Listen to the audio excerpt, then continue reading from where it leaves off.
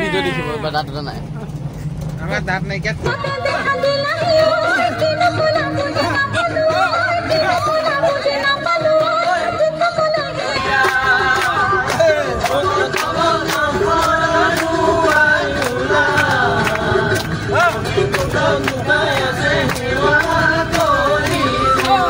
hi guys আজি আমি তিনিদিনীয়া কাৰ্যসূচী সম্পূৰ্ণ কৰি মাজুলীৰ পৰা বগীবিল দলং হৈ পেলাই ঘৰৰ মুখে যাত্ৰা আৰম্ভ কৰিছোঁ এতিয়া বলকচোন আৰম্ভ কৰিছোঁ বগীবিল দলংখন আমাৰ 4 কিলোমিটাৰ দৈৰ্ঘ্যৰ এখন বগীবিল দলং এতিয়া বলক ব্ৰহ্মপুত্ৰৰ ওপৰত অৱস্থিত বগীবিল দলংখনৰ বিষয়ে অলপমান জানো হাই গাইছ আমি এটা বগীবিল পাই গ'লোহি আমাৰতো আৰু একেবাৰে ফিনিচিঙত আপোনালোকক দেখাবলৈ বগীবিলে পালোঁ বগীবিলৰ ৰখিলোঁ কৰিলোঁ আৰু বগীবিল দলংখনকে অকণমান দেখাইছোঁ আপোনালোকক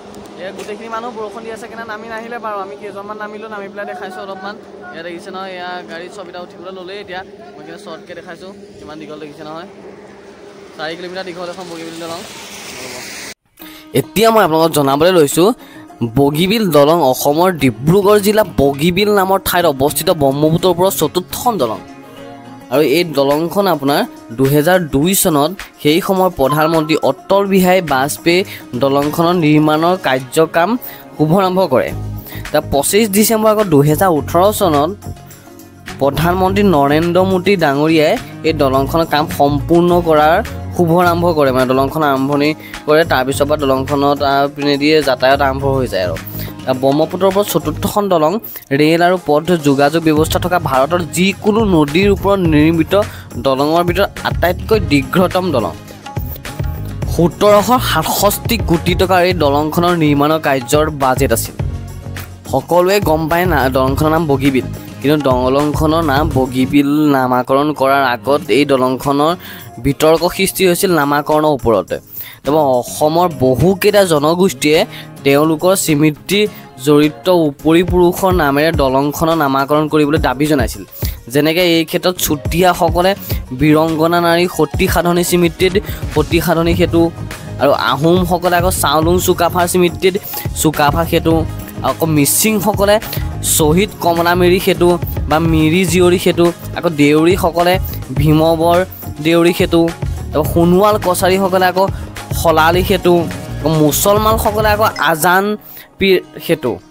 আকৌ আদি এনেকৈ মানে নামাকৰণ কৰাৰ দাবী তুলিছিল আৰু এনেকৈ বিতৰ্ক সৃষ্টি হৈছিল তাৰপৰা লাষ্টত গৈ থৈ আনহাতে মানে নিৰপেক্ষভাৱে বহুতে শংকৰ মাধৱ সেতু কৈছিল কোলাজান বগীবিল সেতু কৈছিল বৰলুইত সেতু কৈছিল মানে এইবোৰ এনেকুৱা নামাকৰণ কৰিবৰ বাবে বিতৰ্ক হৈছিল লাষ্টত গৈ থৈ আপোনাৰ বগীবিল নামাকৰণ হ'লগৈ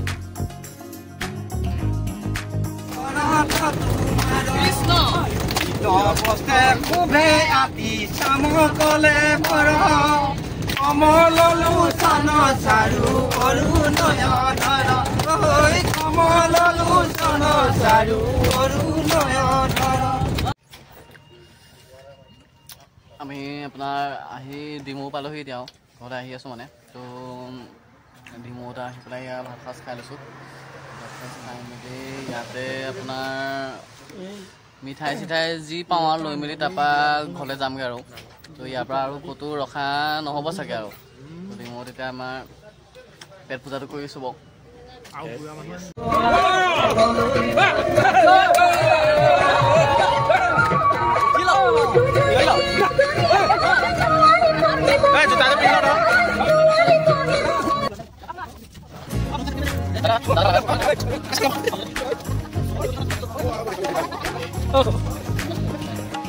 গাইছ আমি এতিয়া আহি ঘৰ পাই গ'লোহি এয়া বাছত আপোনাৰ নামিবলৈ লৈছে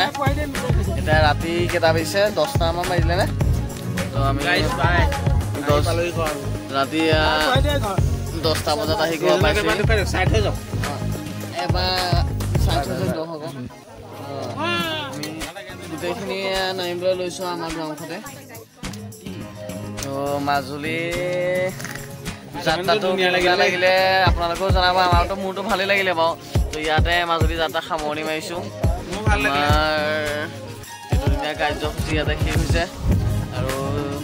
কমেণ্টত জনাব কেনেকুৱা পাইছে মাজুলী যাত্ৰাটো